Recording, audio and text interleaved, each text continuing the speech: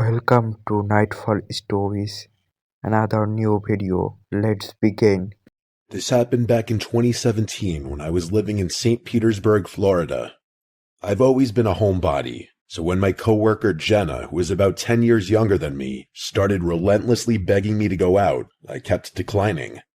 She and another girl from work, Mira, were persistent though, and after weeks of asking, I finally gave in. I told Jenna I would join them for a night out the following weekend. As the weekend approached, Jenna came to my apartment. She wanted to leave her car there and have me drive, which immediately stressed me out.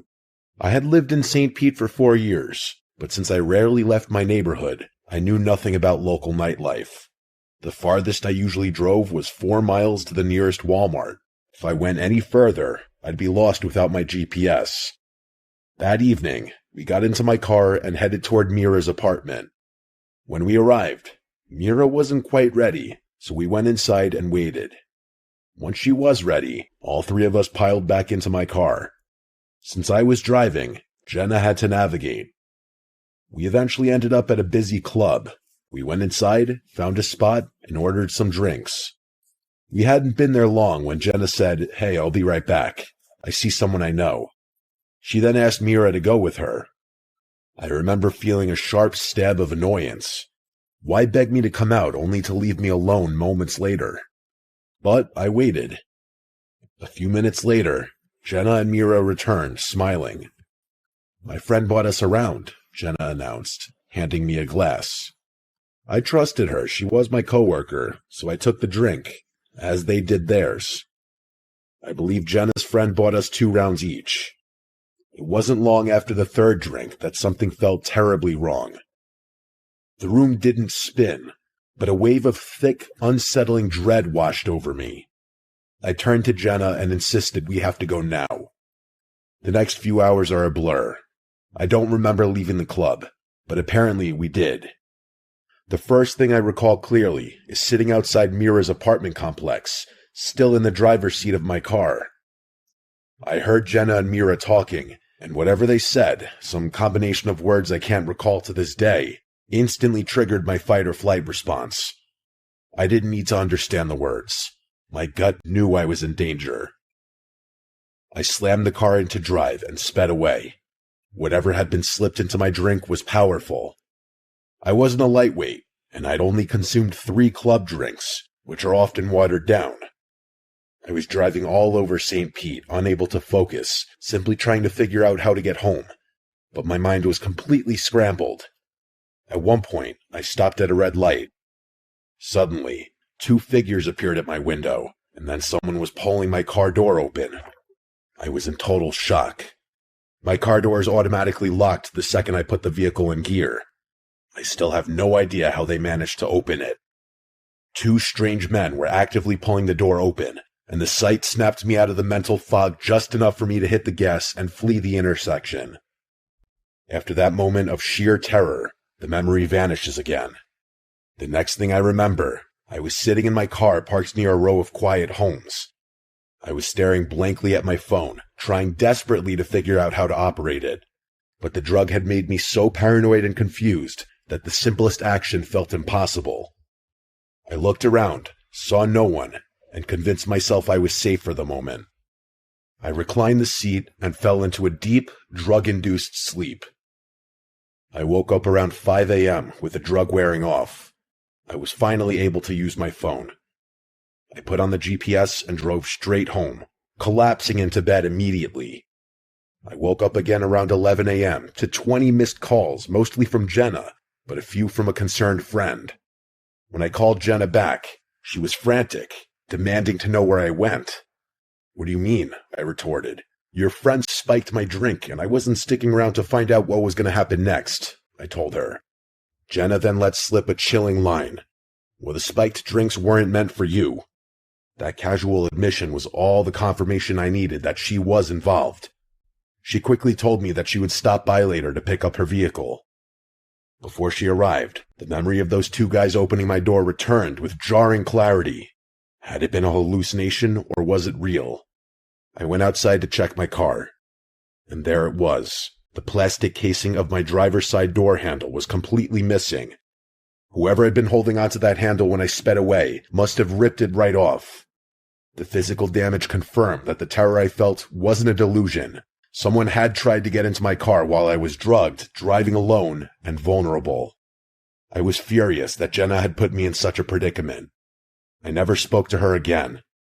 The moral of this terrifying story is simple, and it's the only reason I'm still here. Always trust your instincts. Your gut feelings are always right.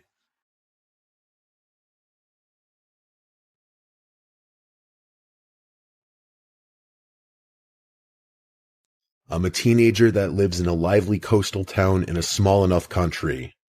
It's very popular among tourists during the summer, and becomes quiet during the other seasons. The main attraction of our town is the beach that stretches a few kilometers down to these sand dunes that are great for a scenic walk. The hills within are easy to get lost in, but at the same time easy to make your way out of, as if you walk a kilometer in any direction, you're sure to be back on the beach or on the path that leads back to a car park. The walk from this car park is around 15 to 20 minutes, provided you make good pace, so you're never truly isolated there. During the day, you'll always see families with young kids taking a stroll down there, or somebody walking the dog. My point here is that the dunes are known to be safe during the day, and if you get lost in them, you shouldn't panic. This story takes place a few weeks after school started back up, so town is quieter and the evenings grow darker. My friends and I are part of the local scout group. Our group is split into 4 groups, being Beavers for ages 5 to 8, Cubs for 9 to 12, Scouts for 12 to 15, and lastly, Ventures for ages 16 to 18. We meet every Thursday from 7 to 9 p.m., whether it be inside or outside, it depends on the time of year. On this night, it was the Scouts' first night back after the summer break, so as per the tradition, we meet at the car park by the walk to the sand dunes, and the Scouts would walk down to the sand dunes. We would have the older Scouts hike up the biggest of the dunes, and then have the newer Scouts, the 12-year-olds, follow them so the older Scouts help the newer Scouts to reach the top, and when they do, they are officially considered Scouts. So the Scouts set off, while me and the other 8 Ventures stayed behind to practice our first aid for about 45 minutes. We did pretty well in that, and we decided we still had time to go to the dunes. The quicker walkers, including myself, reached the dunes first. The tide was fully in, so we weren't able to walk on the beach to the biggest dune, which was known as the Baldy Man, so we just walked through the other hills of the dunes. My friend and I, who I'll call Noah, were set on reaching the Scouts, who at this point had all made it to the top of the Baldy Man. We shouted back to our leader and the other Ventures what we were going to do, and another 2 people decided to join us, who I'll call Thomas and Ewan. The others were a good bit behind, so they went into pairs and split up in checkpoints so the 4 of the people going to see the Scouts were able to find our way back. So me, Noah, Thomas, and Ewan took off in the near pitch-black dunes, tripping and falling all over the place, going up and down, hill after hill, while scraping our legs on the pointed grass and the occasional bramble. The moon illuminated the silhouette of the Scouts, and we were further away than we thought. We stopped to rest on a ridge where we looked back and saw another 2 Ventures looking towards us. We gave them a wave, and they returned it. I was closing my bottle of water, getting ready to run again, when Thomas shushed us all. He looked mildly concerned at first, but he seemed to shrug it off. We questioned him as to why he shushed us, to which he replied, "Did you hear that?" We shook our heads, so Thomas said he thought he heard something rustling in the bushes, but we put it down to the wind, although it was a very still night. After another 10 minutes, we were on the last hill before we reached the Scouts, and we were exhausted, but we pushed through and made it up to them. We said hello to our friends and Scouts, welcomed the new Scouts, and decided we had to head back, as it was now basically pitch black out. And again, we had no torch. We tumbled down the big hill, catching our footing again on the sand, and we began making our way back to the Ventures we saw on the ridge. We ran up and down the hills again until we made out the outline of the ridge we saw the Ventures on. They were still there. We were relieved to see them there, even though we knew they would be. Finally, the 4 of us made it up to them. I'll call the 2 Cormac and Alice. Cormac is a big guy muscle-wise, and is known in school for his intelligence. He's about 6'3" and looks like he could beat up a bear in a fist fight. Alice is a quiet girl, but very smart, both in school and in social situations. Even without a torch, I could see a look of panic on Cormac's face, along with Alice visibly shaking beside him. "What's wrong?" asked Noah, speaking all our minds. Cormac looks me dead in the eyes and says, "Were you walking around on your own down there?" Pointing down to a clearing in the hills where people might come to have a drink or a smoke. "No, I've been with the others the whole time. Why?" I replied, feeling my heart rate increase. I think all of us had the same realization at the same time. We could nearly feel each other's blood run cold. "Alice and I saw a man with his hood up, dressed in all black, circling this clearing, obviously avoiding us. We thought it was you at first, but it was too out of character for you," Cormac said, looking at me. I was about to speak, but Cormac kept going. He said, "When we waved at you from the other ridge, we hadn't seen the sky yet, but the minute you were off of it, we saw what I assume is the same guy standing where you stood, looking in your direction." It hit me then, and I had a constant shiver running through me. Thomas must have heard him moving around when we were up there. We were being followed. There's safety in numbers, so the 6 of us made our way down to the clearing where the man was spotted. "He didn't even have a torch," said Alice in a shaky voice. Cormac and Alice rushed toward the scouts to warn them.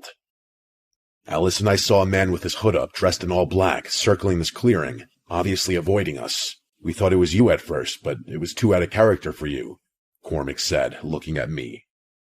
I was about to speak, but Cormac kept going.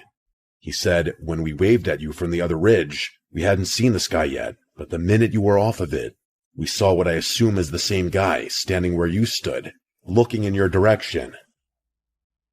It hit me then, and I had a constant shiver running through me.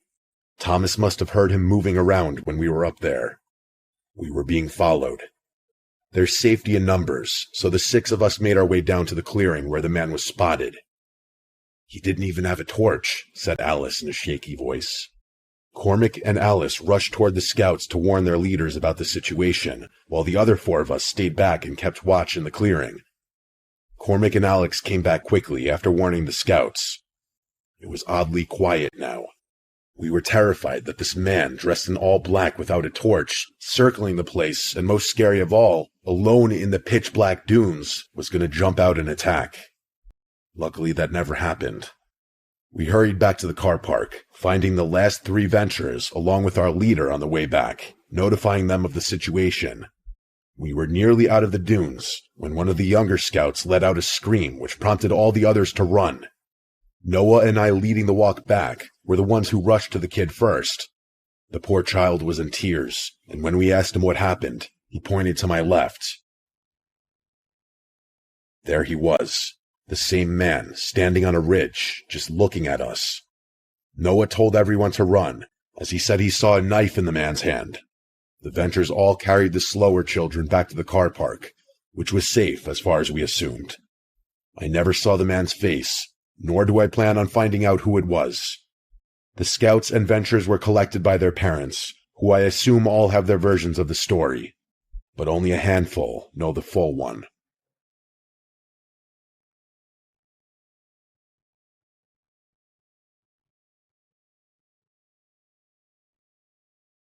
This happened when I was 22 years old.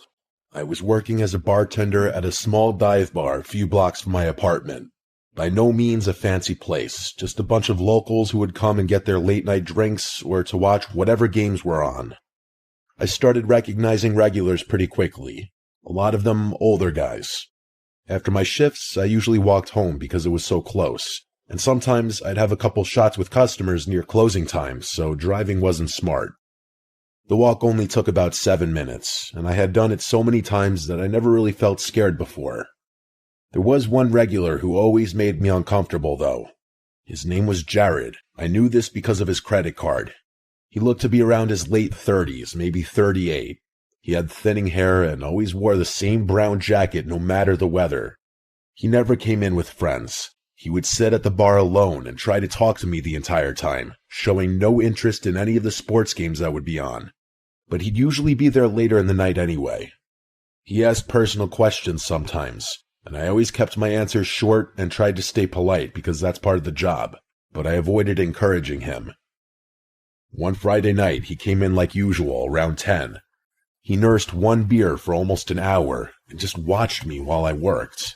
Not like he was intensively staring at me the entire time, but I'd catch him shooting constant glances at me and he would look away when I'd notice. Almost every time I walked past, he tried to start a conversation. Near the end of his drink, he asked if I wanted to hang out sometime outside of work.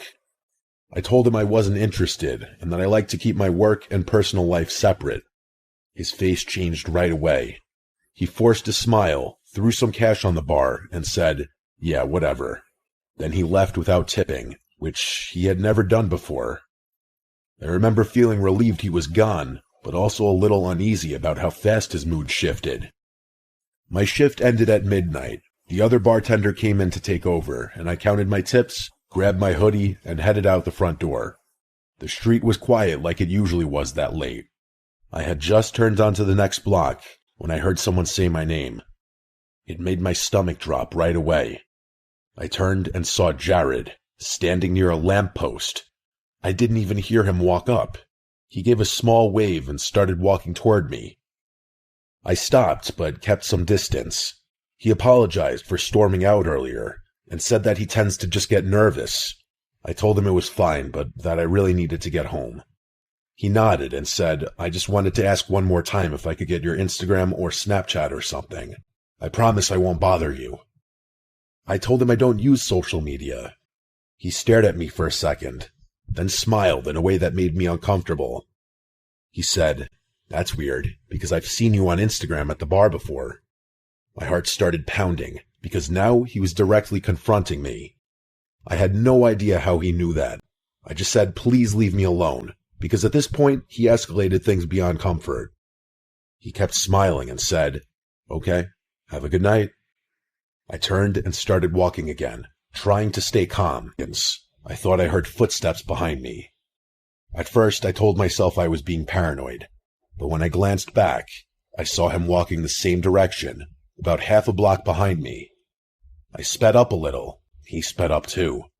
I slowed down, and he slowed down. It felt like a sick game, like he was some NPC in a video game programmed to match my speed.